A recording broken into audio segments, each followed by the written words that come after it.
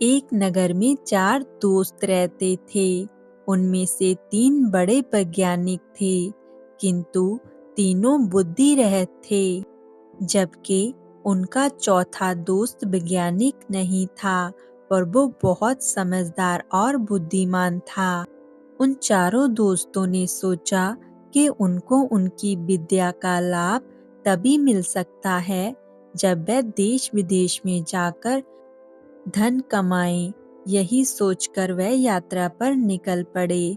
कुछ दूर जाकर उनमें से सबसे बड़े ने कहा, हम तीनों की विद्या तो एक समान है, लेकिन हम में से एक दोस्त हमारा सिर्फ बुद्धिमान ही है, वो हमारी तरह वैज्ञानिक नहीं है। लेकिन धन कमाने के लिए तो ज्यादा पढ़ा लिखा और वैज्ञानिक होना जरूरी है। हम अपनी विद्या के चमत्कार से लोगों को प्रभावित कर सकते हैं, इसलिए हम अपने धन का कोई भी भाग इस विद्याहीन को नहीं देंगे। वो चाहे तो घर वापिस जा सकता है। दूसरे ने भी इसी बात का समर्थन किया, किंतु तीसरे दोस्त ने कहा, नहीं, ये बात उचित नहीं है मित्र। बचपन से ही हम एक दूसरे के दुख सुख में साथ में सहभागी थे। हम जो भी धन कमाएंगे उसमें हमारे चौथे दोस्त का भी बराबर का हिस्सा होगा। और अपने पराये की गणना तो छोटे दिल वाले लोग करते हैं। हमें उदारता दिखानी चाहिए। अपने दोस्त की कही हुई बात मानकर वो तीनों आगे चलने लगे और अपने चौथे मित्र को भी साथ लेकर चले। थोड़ी दूर जाकर उन्हें जंगल में एक शेर का मृत शरीर मिला। उसके अंग प्रत्येक बिखरे पड़े थे।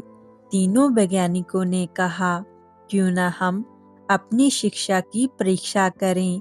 विज्ञान प्रभाव से हम इस मृत शरीर में नया जीवन डाल सकते हैं। ये कहकर वो तीनों उसकी हड्डियां बटोरने और बिखरे हुए अंगों को मिलाने में लग गए। एक ने हड्डियां इकट्ठी की, दूसरे ने चमड़ी, मांस आदि, और तीसरे ने प्राणों के संचार की प्रक्रिया शुरू की। इतने में चौथे मित्र ने उन्हें सावधान करते हुए कहा, तुम लोग अपनी विद्या के प्रभाव से इस मरे हुए शेर को जीवित तो कर रहे हो, लेकिन एक बार पहले सोच लो, अगर ये शेर जीवित हो गया तो ये तुम्हें मारकर खा जाएगा। उन तीनों मित्रों ने उसकी बात को अनसुना कर दिया और उसे बहुत बुरा भला कहा कि तुम्हें तो जरा भी अक्ल नहीं है। हम इतने बड़े वैज्ञानिक हैं और तुम हमसे जलते हो, इसलिए हम तो अपना काम जरूर करेंगे। पर उस चौथे मित्र ने कहा, यदि तुम्हें अपनी विद्या का चमत्कार दिखाना ही है तो दिखाओ, लेकिन तुम एक क्षण ठहर जाओ, मैं वृक्ष पर चढ़ जाऊं। ये कहकर वो पेड़ पर चढ़ गया, लेकिन तीनों मित्र उस पर हंसने लगे और डरपोक कहकर उसका मजाक उड़ाया। उन तीनों ने अपनी वैज्ञानिक प्रक्रिया शुरू की, जिससे कि वो शेर जीवित हो गया।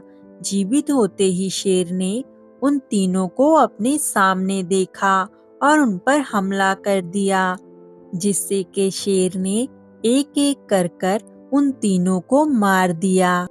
और वो चौथा बुद्धिमान व्यक्ति जो पेड़ पर बैठा था वो बच गया। और जब शेर वहां से चला गया तो वो पेड़ से उतरकर अपने घर वापस चला गया। इस कहानी से हमें ये सीख मिलती है कि केवल शास्त्रों में कुशल होना ही पर्याप्त नहीं है, लोक व्यवहार को समझने की बुद्धि भी होनी चाहिए। मात्र विद्या या ज्ञान जरूरी नहीं है, सामान्य ज्ञान बुद्धि भी आवश्यक है, वरना विद्वान भी मूर्ख ही साबित होते हैं।